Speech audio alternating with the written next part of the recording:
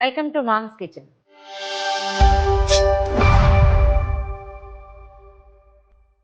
ఈరోజు ఒక evening snack లేదా మార్నింగ్ బ్రేక్ఫాస్ట్ ఈ రెండిటికి యూజ్ అయ్యే simple and easy instant vada చూద్దాం. మామూలుగా మనం వడ అనగానే మినపప్పు మనం ఎప్పుడు చేసుకునేది ఉద్దివడలు ఒకటి, తర్వాత శనగపప్పు, పెసరపప్పు, అలసందలు ఉంటాయి, అవి మొక్కజొన్నలు దొరికితే అవి ఏదో ఒక దాంతో ఏదో ఒక మసాలా వడలు అలా చేసుకుంటూ ఉంటాం. ఏ పప్పులు లేకుండా ఓన్లీ రవ్వతోటి చేసే ఇన్స్టంట్ వడని చూద్దాం. ఈజీయే, సింపుల్ కూడా. ఒకసారి ట్రై చేసి చూసి ఒకవేళ నచ్చింది అనుకోండి, బాక్స్లోకి పెడితే ఇవి పొద్దున్న చేస్తే సాయంత్రం దాకా బయట క్రిస్పీగా ఉంటాయి, చక్కగా తినడానికి బాగుంటుంది, అంటే గట్టిగా అయిపోవు. ఓ మూకుడులో ఒక 2 కప్పులు నీళ్లు స్టవ్ మీద పెట్టండి. ముందు నీళ్లు బాగా మరిగినాక సరిపడా ఉప్పు, మన రుచిని అనుసరించి సాల్ట్ వేసుకోవాలి, అంటే వడకి సరిపడా సాల్ట్ వేసేసుకోవాలన్నమాట. తర్వాత ఒక స్పూన్ దాకా నూనె కూడా, ఆయిల్ వేసుకోవాలి, ఎందుకంటే పిండి ఉండలు గచ్చకాయలు కాకుండా ఉండటం కోసం. నూనె ఈవెన్గా స్ప్రెడ్ అయింది. నెయ్యిని వేసుకోవచ్చండి, కానీ నెయ్యి వేసేసరికల్లా వడలో నేతి వాసన అంత గొప్పగా ఉండదు, అందుకని నూనె వేసాను. కొంచెం సిమ్లో పెట్టండి. రవ్వ ఇందులో పోసేద్దాం. ఇది 2 గ్లాసులు నీళ్ళు పెట్టాం కదా, 2 కప్పులు నీళ్ళు పెట్టాం, కప్పున్నర రవ్వ పడుతుంది.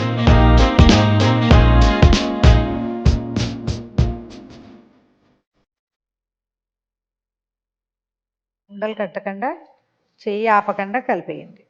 నూనె వేసాం కాబట్టి ఉండగట్టే ప్రస్తావనే ఉండదు, అయినా కూడా కొంచెం కేర్ఫుల్గా చేయాలి. స్టవ్ సిమ్లో ఉంచండి. పూర్తిగా నీటిని పీల్చేసుకునేదాకా స్టవ్ మీద ఉంచితే సరిపోతుంది. కనపడుతుంది చూడండి, మొత్తం అంతా నీరు వచ్చేసింది. పోసిన నీళ్ళన్నీ అబ్జార్బ్ అయ్యేదాకా ఒకసారి మొత్తం పైకి కిందకి తిప్పేస్తే మొత్తం నీళ్లు పీల్చేస్తుంది. ఇలా ఉండలాగా అయ్యేసరికల్లా స్టవ్ ఆపేసేయండి. ఆపేసి దీన్ని కొంచెం పల్చని చేసి పెడితే ఒక 5 నిమిషాల్లో చల్లారిపోతుంది. చల్లారాక దీన్ని వడకి ఎలా ప్రిపేర్ చేయాలో చూద్దాం. మనం ఉడికించి పెట్టుకున్న రవ్వ పూర్తిగా చల్లారిపోయింది. ఇందులో ఏం చేద్దామంటే ఓ స్పూను జీలకర్ర, తర్వాత కొద్దిగా ఒక 2 ఇంచుల అల్లాన్ని చిన్న ముక్కలు తరిగి పెట్టుకుందాం అది, తర్వాత ఓ 2 పచ్చిమిర్చి ముక్కలు సన్నగా తరిగేసి, తర్వాత ఒక 15-20 మిరియాలు పొడి చేసి పెట్టాను అవి, తర్వాత కొంచెం కరివేపాకు సన్నగా కట్ చేయండి. కరివేపాకు పెద్ద పెద్ద ఆకులు ఉంటే ఆకులుగా వస్తే బాగుండదు, కొంచెం కట్ చేస్తే బెటర్గా ఉంటుంది. సన్నగా కట్ చేసిన జీలకర్ర, దీంతోపాటు ఒక మీడియం సైజు ఉల్లిపాయ ముక్కలు మొత్తం ఈవెన్గా కలిపేసేయండి. ఇది చల్లారకపోతే మనం చేయి పెట్టాలి కదా, కాస్త ఇబ్బందికరంగా ఉంటుంది. చల్లారితేనే ఇది హాయిగా వస్తుందన్నమాట.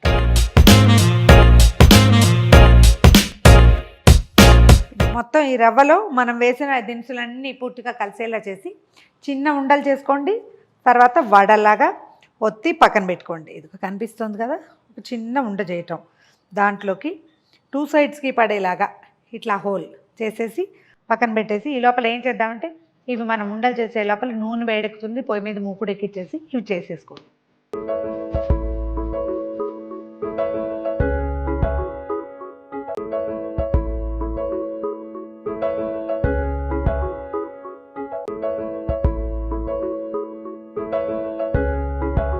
నూనె కాగిపోయింది, ఒకటొకటి చేసి వేసేసేయచ్చు ఇందులో నిదానంగా.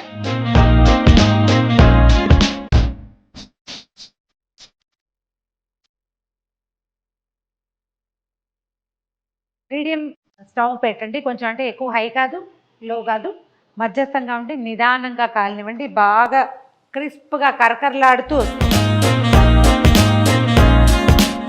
ఇవి మినపవడల్లాగా అంత ఎర్రగా కనపడవు మనకి. ఇలాంటి కలర్ వచ్చినప్పుడు తీసేసేయటమే. ఇవే బాగా కరకరలాడుతూ క్రిస్ప్గా వస్తాయన్నమాట. ఇంకో వాయి వేసేద్దాము.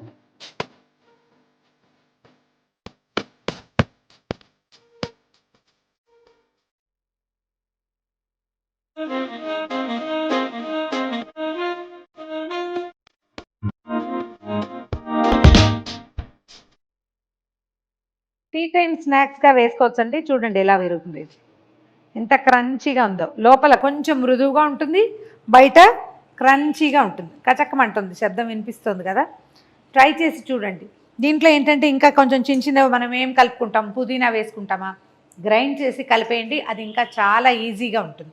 గ్రైండ్ చేసి కలిపితే చక్కగా వస్తుంది. ఈవినింగ్ స్నాక్గా వాడుకోవచ్చు. పొద్దున్న చేస్తే సాయంత్రం దాకా ఇదే క్రంచీగా ఉంటాయి. ట్రై చేసి చూడండి. ఈ వీడియో కనుక మీకు నచ్చినట్లయితే లైక్ చేయండి, షేర్ చేయండి. మరిన్ని ఇంట్రెస్టింగ్ వీడియోల కోసం సుమన్ టీవీ మామ్స్ కిచెన్ని సబ్స్క్రైబ్ చేసుకోండి.